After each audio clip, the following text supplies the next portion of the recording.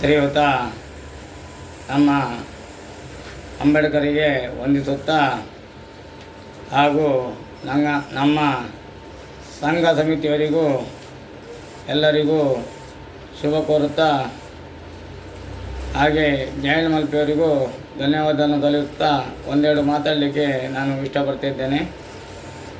ಏನಂತೇಳಿದರೆ, ಇವತ್ತು ನಮ್ಮ SC/ST ಬಗ್ಗೆ ಅಭಿಪ್ರಾಯ ಅಂತ ಹೇಳಿದ್ರೆ ತಿಳುವಳಿಕೆ ಇಲ್ಲದಿದ್ದನ್ನು ಹೇಳಿಕೊಡುವಂಥದ್ದು. ಯಾರು ಯಾವ ರೀತಿಯಲ್ಲಿ ನಡೆದುಕೊಂಡು ಹೋಗಬೇಕು, ಯಾರು ಹೇಗೆ ಹೋಗಬೇಕು, ಯಾವ ರೀತಿಯಲ್ಲಿ ಮಾತಾಡಬೇಕು, ಹಿರಿಯರಲ್ಲಿ ಯಾವ ರೀತಿಯಲ್ಲಿ ಮಾತಾಡಬೇಕು, ಕಿರಿಯರಲ್ಲಿ ಯಾವ ರೀತಿಯಲ್ಲಿ ಮಾತಾಡಬೇಕು, ಆಫೀಸವ್ರ ಹತ್ರ ಯಾವ ರೀತಿಯಲ್ಲಿ ಗೌರವದಲ್ಲಿ ಮಾತಾಡಬೇಕು, ಅವರು ಗೌರವ ಕೊಟ್ಟರೆ ನಾವು ಗೌರವದಲ್ಲಿ ಮಾತಾಡಬೇಕು. ಅದೇ ರೀತಿಯಲ್ಲಿ ಇವತ್ತು ಜಯಣ್ಣ ಮಲ್ಪೆಯವರು ಇವತ್ತು ಮಣಿಪಾಲ್ ಹಾಲಿನಲ್ಲಿ ಇವತ್ತು ನೇಮಕವನ್ನು ಮಾಡಿದ್ದಾರೆ.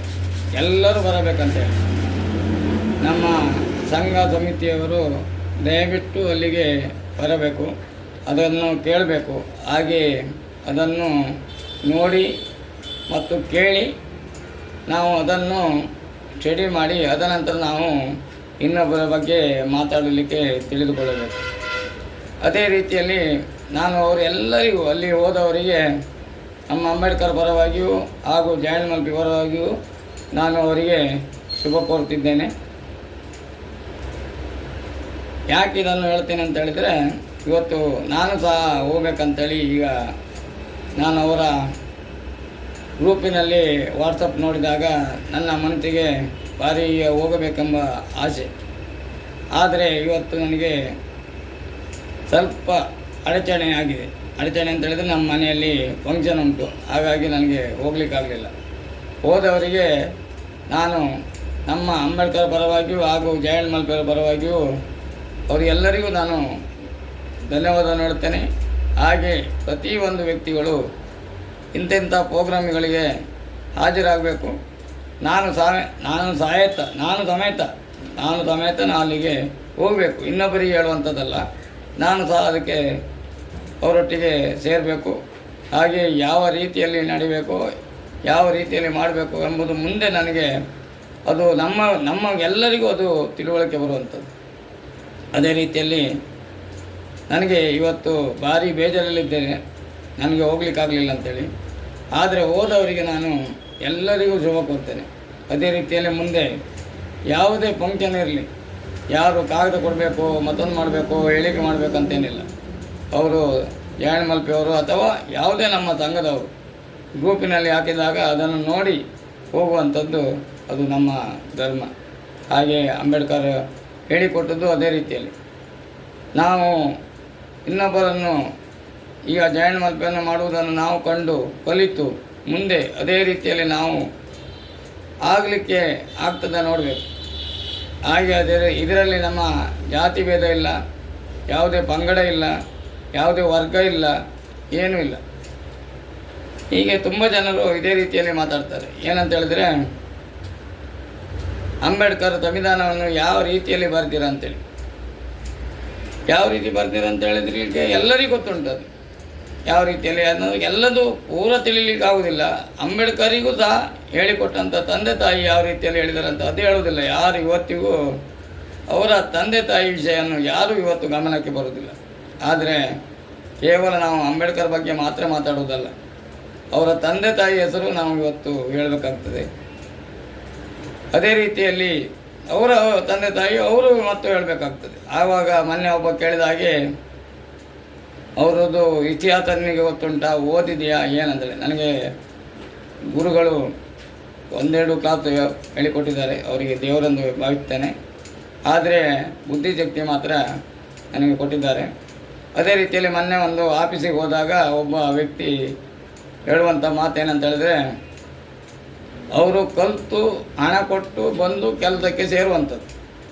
ನಾವು ಆಗಲ್ಲ, ಇನ್ನೊಬ್ಬರು ಹೇಳೋದನ್ನು ಕೇಳಿ ಅದನ್ನು ಬುದ್ಧಿಯನ್ನು ಇಂಥವ್ರು ಹಿರಿಯವರು ಹೇಳಿದ ಈ ರೀತಿ ಅಥವಾ ಇನ್ನೊಂದು ನೋಡಿ ಒಂದು ಧಾರಾವಾಹಿಯೋ ಪಿಕ್ಚರೋ ಇಂಥದ್ದೆಲ್ಲ ನೋಡಿ ನಾವು ಇನ್ನೊಬ್ಬರಿಗೆ ಇದೇ ರೀತಿಯಲ್ಲಿ ಮಾಡಬೇಕಂತೇಳಿ ಹೇಳಲಿಕ್ಕೆ ನಾನು ಬಯಸ್ತೇನೆ. ಅದನ್ನು ಕೇಳುವುದು ಬಿಡುವುದು ಅವರಿಷ್ಟ. ನಾವು ಅದನ್ನು ಬಲಾತ್ಕಾರ ಮಾಡಿ ಯಾವುದೇ ರೀತಿಯಲ್ಲಿ ನಾವು ಮಾಡಲಿಕ್ಕಾಗೋದಿಲ್ಲ. ಆಗ ಆಫೀಸರ್ ಹೇಳಿದಂಥ ಮಾತೇನಂತ ಹೇಳಿದರೆ, ಅವನಿಗೆ ವಿದ್ಯಾಭ್ಯಾಸ ಇಲ್ಲ, ಹಾಗಾಗಿ ಆ ರೀತಿ ಮಾತಾಡ್ತಾನೆ ಅಂತೇಳಿ. ಅವರಿಗೆ ವಿದ್ಯಾಭ್ಯಾಸ ಇದ್ದವರಿಗೆ ಅದರ ಕಾನೂನು ಏನಂತೇಳಿ ಅವ್ರಿಗೆ ಗೊತ್ತಿಲ್ಲ. ಅದಕ್ಕೆ ನಾನು ಉತ್ತರ ಕೊಡ್ತಾಯಿದ್ದೆ. ಆದರೆ ಯಾಕೆ ಅಂತ ಹೇಳಿದ್ರೆ, ಮಾತು ಹೊಡೆದಿರೆ ಹೋಯ್ತು ಮುತ್ತು ಅಂತೇಳಿ. ಅದೇ ರೀತಿಯಲ್ಲಿ ನಾನು ಅವರಿಗೆ ಮಾತಾಡಲಿಕ್ಕೆ ಯಾವ ವ್ಯಕ್ತಿಗಳಲ್ಲೂ ನಾನು ಮಾತಾಡಲಿಕ್ಕೆ ಅದು ಮಾತಾಡುವ ರೀತಿಯಲ್ಲಿ ನನಗೆ ಬುದ್ಧಿಶಕ್ತಿ ಕೊಟ್ಟಿದ್ದಾರೆ ಆ ತಾಯಿ ಅಮ್ಮ ಮಂದತ್ತಿ ದುರ್ಗಾಪರಮೇಶ್ವರಿ. ಹಾಗೂ ಅಂಬೇಡ್ಕರ್ ಹೇಳಿಕೊಟ್ಟಂಥ ಸಂವಿಧಾನದ ಬಗ್ಗೆಯೂ ಎಷ್ಟೇ ಯಾವುದೇ ವಿಷಯ ಬೇಕಾದರೂ ನಾನು ಹೇಳಲಿಕ್ಕೆ ನನ್ನೇ ಗೊತ್ತುಂಟು ಅಂತೇಳಿ ಹೇಳಲಿಕ್ಕೆ ಹೆಮ್ಮೆ ಪಡುವುದಿಲ್ಲ. ನನಗೆ ಗೊತ್ತುಂಟು. ಅಧಿಕಾರಿಗಳವರೆಲ್ಲ ಓದಿ ತಿಳಿದುಕೊಂಡು ಬಂದು ಮಾತಾಡುವಂಥದ್ದು. ಕಾನೂನು ಯಾಕಂತೇಳಿ ಗೊತ್ತಿಲ್ಲ ಅವ್ರಿಗೆ. ಇನ್ನೂ ಕಾನೂನು ಯಾವ ರೀತಿ ಉಂಟು ಅನ್ನೋದು ಗೊತ್ತಿಲ್ಲ. ವಿದ್ಯಾಭ್ಯಾಸ ಕಲಿತರ ಗತಿಗೆ ಎಲ್ಲದೂ ಕಲಿಯೋಕ್ಕೆ ಆಗೋದಿಲ್ಲ. ಅವರು ಹೇಳೋದಕ್ಕೆ ಅವ್ರಿಗೆ ಉತ್ತರ ಕೊಡಲಿಕ್ಕೆ ಉಂಟು. ಕಾಲ ಬಂದಾಗ ನಾನು ಅವರಿಗೆ ಕೂತು ಅವರಲ್ಲಿ ಪರ್ಸನಲ್ ಆಗಿ ಕೂತ್ಕೊಂಡು ನಾನು ಅವರಲ್ಲಿ ಮಾತಾಡ್ತೇನೆ.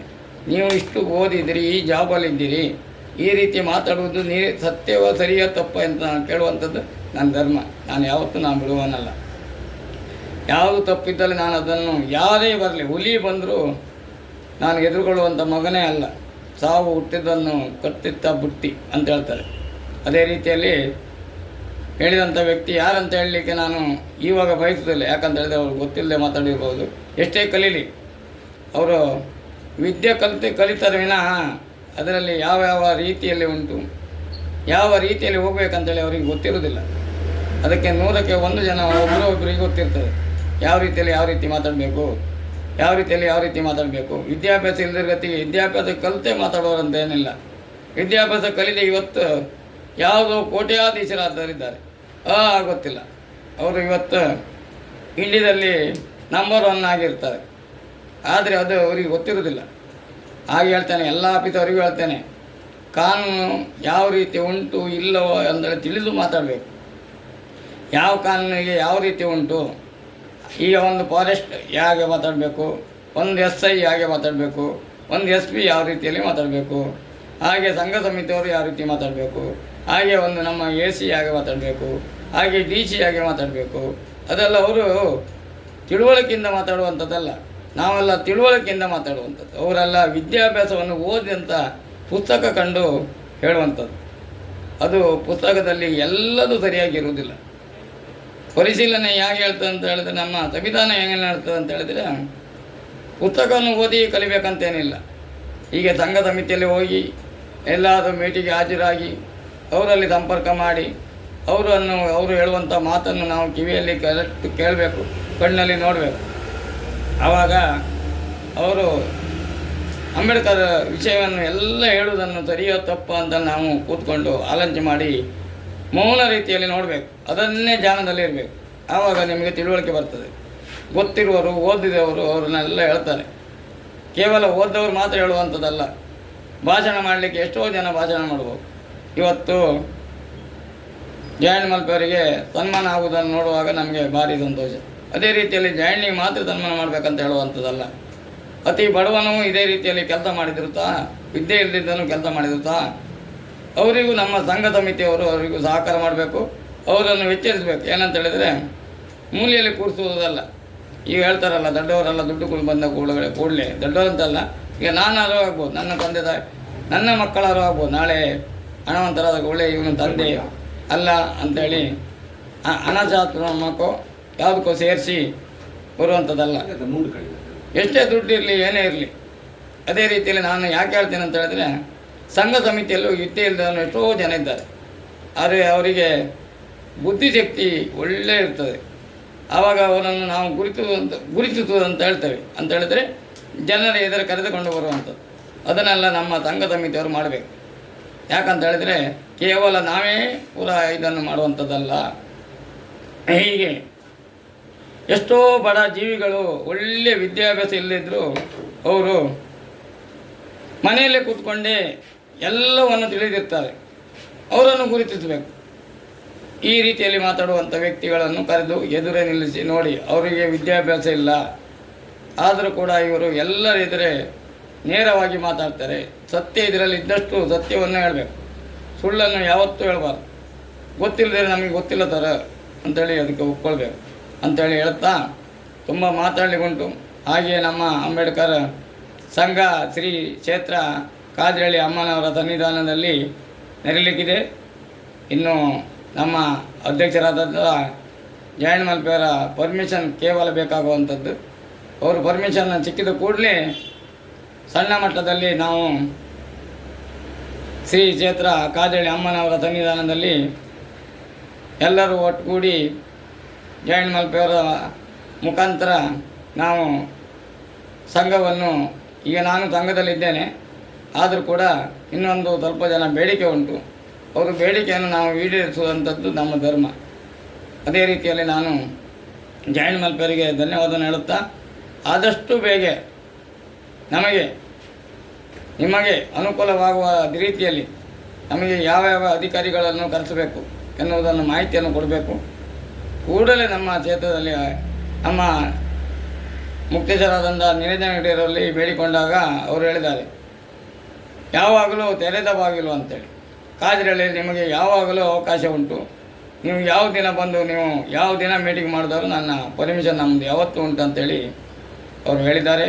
ಅವರಿಗೂ ಸಹ ನಾನು ಶುಭ ಕೋರ್ತೇನೆ. ಅದೇ ರೀತಿಯಲ್ಲಿ ಇನ್ನು ಇವತ್ತು ನಡೆಯುವ ಮೀಟಿಂಗ್ ಒಳ್ಳೆಯ ರೀತಿಯಲ್ಲಿ ನಡೀಲಿ ಅಂತ ಹೇಳುತ್ತಾ ನಾನು ದೂರದಲ್ಲಿ ನಿಮಗೆ ಶುಭವನ್ನು ಕೋರುತ್ತಾ ಇಲ್ಲಿಗೆ ನನ್ನ ಮಾತನ್ನು ಮುಗಿಸ್ತೇನೆ. ಜೈ ಹಿಂದ್, ಜೈ ಕರ್ನಾಟಕ. ಅಂಬೇಡ್ಕರ್ ಅಭಿಮಾನಿ ಬಳಗ, ಗಣೇಶ್ ಮಂದರ್ತಿ.